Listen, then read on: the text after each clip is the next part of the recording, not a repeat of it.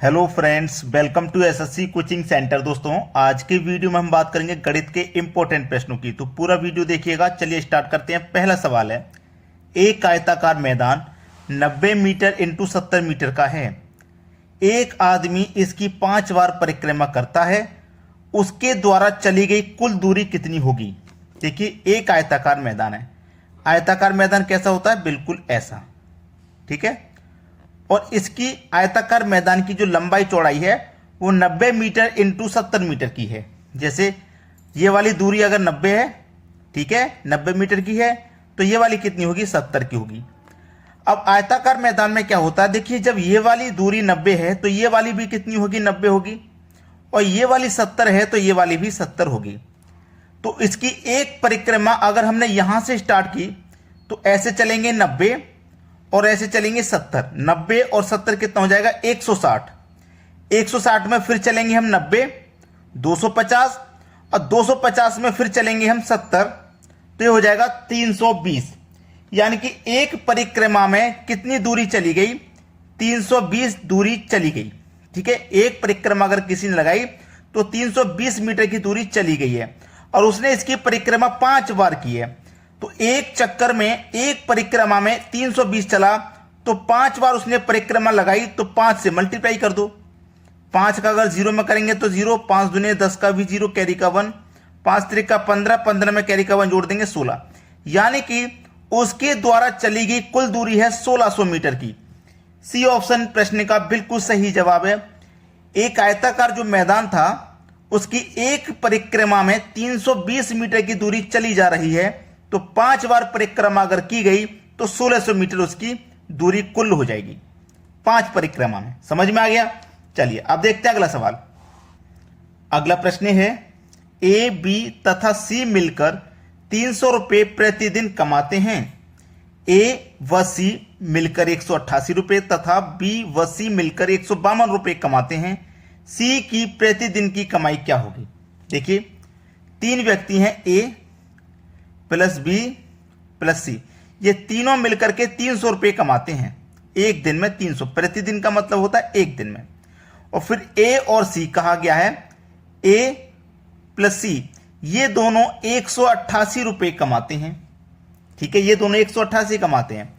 और जबकि बी और सी मिलकर के, बी प्लस सी ये दोनों मिलकर के 152 रुपया कमाते हैं। 152 रुपए ये कमा रहे हैं। तो सी की कमाई क्या होगी उसने ये पूछ लिया। सी की कमाई क्या होगी? देखिएगा प्रश्न में जब आप ध्यान देंगे, ए और सी, बी और सी, जब आप इनको टोटल जोड़ोगे, ए और सी को, बी और सी को टोटल जब यहां पे आप जोड़ेंगे तो कितना निकल के आ जाएगा? 188 में आप जोड़ोगे 152, तो ये निकल के आ जाएगा आपका 340, ठीक है। जबकि तीनों की कमाई एक दिन की 300 रुपया है। और कितनी हो रही है? 340। क्यों हो रही है 340? क्योंकि सी को देखो 2 बार काम पे रखा गया है कि नहीं? ये इसका ए का काम हो गया, बी का भी हो गया, सी 2 बार काम कर रहा है यहां पे। अगर एक काम करेगा, एक बार काम करेगा तो 300 ही रहेगा। तो चलिए, ए हो गया प्लस बी हो गया, सी कितना है? 2 सी है, तो ये 2 सी हो गया, बराबर कितनी कमाई है इसकी? 340 रुपए। एक ए की, एक बी की और 2 सी की कमाई 340 रुपया है, ठीक है ना। इतनी बात आपको जब समझ में आ गई है, अब यहां पे ए बी सी की कमाई कितनी है? 300 रुपया। ए प्लस बी प्लस सी की कमाई कितनी है? 300 रुपया है। तो देखना, मैं जब 340 में से 300 को घटा दूंगा तो आपके पास 40 बचेगा। और ये जो 40 है ये किसकी कमाई होगी? 2 सी में से 1 सी की कमाई घट गई है, 1 सी की बची, तो 1 सी की कमाई आपकी 40 रुपया है। और सी की एक दिन की कमाई पूछ रहा था, तो सी की कमाई एक दिन की 40 रुपये हो जाएगी। यानी कि पहला ऑप्शन हो जाएगा सही जवाब। सभी को आसानी से समझ में आ गया ना? चलो अब देखते हैं अगला प्रश्न। अगला प्रश्न है, पाइप ए टैंक को 12 घंटे में, पाइप बी टैंक को 8 घंटे में भर सकता है। जो पाइप ए है ये 12 घंटे में, पाइप बी है ये 8 घंटे में भर सकता है। ये दोनों भरने वाले हैं तो मैंने पॉजिटिव ले लिया।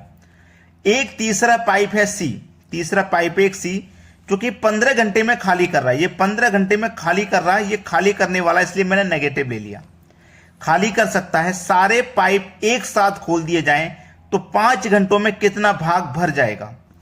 पहले तो हमें यह पता करना होगा कि टैंक कितना बड़ा है। तो पता करने का सबसे आसान तरीका, तीनों का एलसीएम ले लो आप। 12, 8, 15 का एलसीएम हो जाएगा 120। 12 से 120 को कटाओगे 10 बार में कटेगा, 8 से कटाओगे 15 बार में कटेगा, और 15 से कटाओगे तो 8 बार में। अब देखो, ए 1 घंटे में 10 लीटर भरेगा, तभी तो 12 घंटे में 120 भरेगा। तो ए का 1 घंटे का काम 10, बी का 1 घंटे का 15। तो ए भी भरने वाला है, पॉजिटिव ले लो, बी भी भरने वाला, ये पॉजिटिव, सी खाली करने वाला है, यानी कि सी 1 घंटे में 8 खाली करेगा, ये खाली करने वाला है, नेगेटिव ले लो।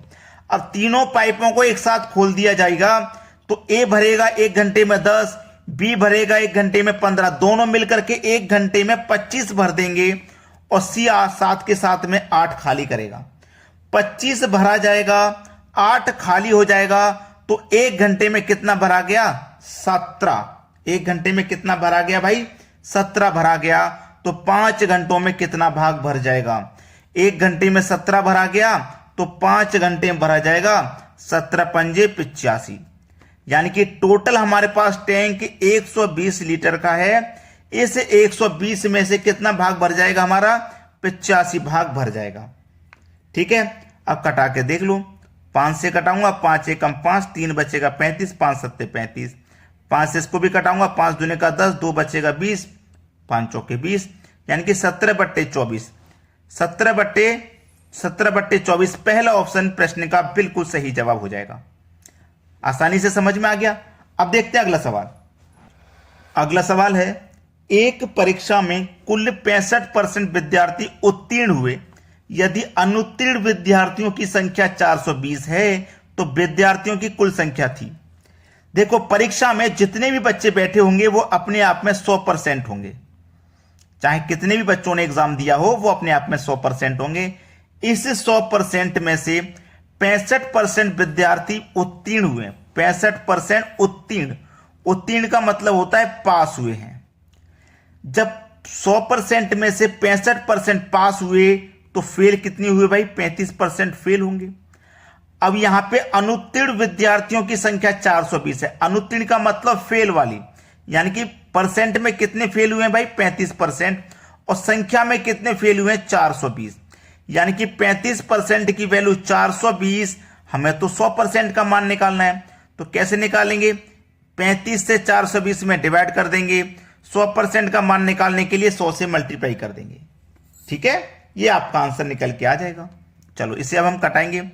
5 से मैं कटाऊंगा, 5 सत्ते 35, 5 से कट जाएगा 20 बार में। 7 से कटाऊंगा, 7 छिंग 42, और एक ये 0। ठीक है, अब 6 दूने का 12 और 2 0, यानी कि 1200 रुपए। यानी कि टोटल विद्यार्थी कितने थे? 1200। सी ऑप्शन प्रश्न का बिल्कुल सही जवाब है। सभी को उम्मीद करता हूं आसानी से समझ में आ गया होगा। अब देखते हैं अगला प्रश्न। एक सवाल है, 500 लीटर के दूध के घोल में 40% दूध है। कितना और दूध मिला दिया जाए ताकि इस घोल में दूध की मात्रा 60% बन जाए? देखो, पहले दूध की मात्रा कितनी है? 40% है। बाद में कितनी बन जाए भाई? 60% बन जाए। पहले 40 थी, बाद में 60 बन जाए, यानी कि कितने परसेंट मात्रा बढ़ानी पड़ेगी? 20% मात्रा बढ़ानी पड़ेगी। इतना क्लियर है। टोटल मिश्रण हमारे पास 500 लीटर का है, 500 ले लो। जितनी मात्रा बढ़ानी है उतने से मल्टीप्लाई कर दो, यानी कि 20% बढ़ानी है तो 20 से मल्टीप्लाई कर देंगे। ठीक है, बटे में क्या आ जाएगा? बटे में आ जाएगा 40%, यानी कि पहले वाले दूध की मात्रा हमारी कितनी थी? 40 थी, 40 से कर दो डिवाइड। सवाल यहीं खत्म हो जाएगा। 20 से 40 कट जाएगा आपका 2 बार में, और 2 से 500 कट जाएगा आपका 250 बार में, यानी कि 500 का आधा हो जाएगा ना, 250। तो यही आंसर हो जाएगा 250, जो कि हमारे पहले ही ऑप्शन में दिया गया है। तो सभी को क्लियर है ये।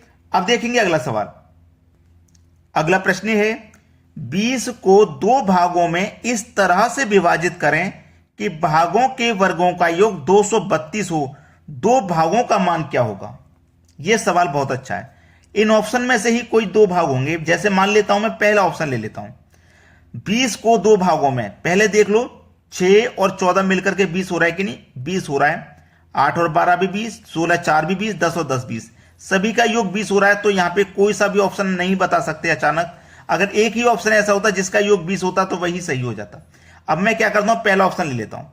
पहली संख्या 6 है, तो भागों में इस तरह विभाजित करें कि उनके वर्गों का योग 232 आ जाना चाहिए। तो पहली संख्या 6 है, 6 का वर्ग करूं। दूसरी संख्या 14 है, 14 का वर्ग, 6 का वर्ग 36, 14 का वर्ग 196, इनका योग आ जाना चाहिए 232। 6 और 6 12 का 2, कैरी का 1, 3 और 9 12, कैरी का 1 13, कैरी का फिर से 1, ये 1 और कैरी का 1 2, कितना आ गया 232। आना कितना चाहिए 232, तो बिल्कुल सही है, तो आ रहा है। यानी कि पहला ही ऑप्शन हमारा सही जवाब हो जाएगा। क्लियर है सभी को ये प्रश्न? चलिए अब देखते हैं अगला सवाल। अगला प्रश्न है, एक व्यक्ति किसी वस्तु को 15% लाभ पर बेचता है। यदि उसने इसे 6 रुपए अधिक पर बेचा होता तो उसे 18% लाभ होता। व्यक्ति ने वह वस्तु कितने रुपए में खरीदी थी, यानी कि कॉस्ट प्राइस पूछ रहा है, जो कि अपने आप में 100% होता है। चलिए पहले वो व्यक्ति 15% के लाभ पर बेचता है और 15 पे बेचता है, फिर क्या करता है, जब 18% लाभ पर बेचता है तो 15 से 18% लाभ पर बेचा तो उसे परसेंट में 3% का फायदा हुआ और रुपए में कितने का फायदा हुआ, 6 रुपए का फायदा हुआ। भाई 6 रुपए अधिक मिले ना, जब उसने 18% लाभ पर बेचा 6 रुपए अधिक मिले, तो प्रतिशत में वृद्धि हुई 3% की और रुपए में वृद्धि हुई 6 की, यानी कि 3% की वैल्यू 6 रुपए, तो 1% का मान 2 रुपए। जब 1% का मान 2 रुपए, हमें तो निकालनी है 100% की वैल्यू। जब 1% का मान 2 तो 100% का मान 200। ये आपके सवाल का बिल्कुल सही जवाब हो जाएगा 200। सी ऑप्शन प्रश्न का बिल्कुल सही जवाब है। अगर आपने अभी तक लाइक नहीं किया वीडियो को तो लाइक कर दें, शेयर नहीं किया तो दोस्तों शेयर कर दें। ठीक है दोस्तों, धन्यवाद।